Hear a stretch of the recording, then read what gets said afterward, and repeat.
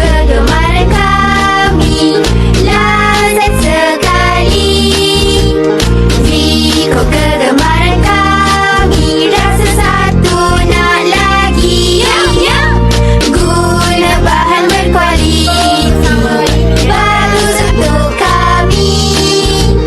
Ada pelbagai nutrisi cerdaskan diri. Kalau rasa gembira tepuk tangan. Kalau rasa gembira tepuk tangan.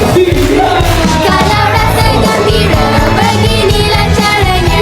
Kalau rasa gembira tepuk tangan. Bagi saya program ni sangat bagus sebagai satu exposure untuk anak-anak. Selain itu, anak-anak pun dapat enjoy aktiviti-aktiviti yang dijalankan. Saya rasa memang rasa bangga lah sebab benda-benda ni kami jarang keluar.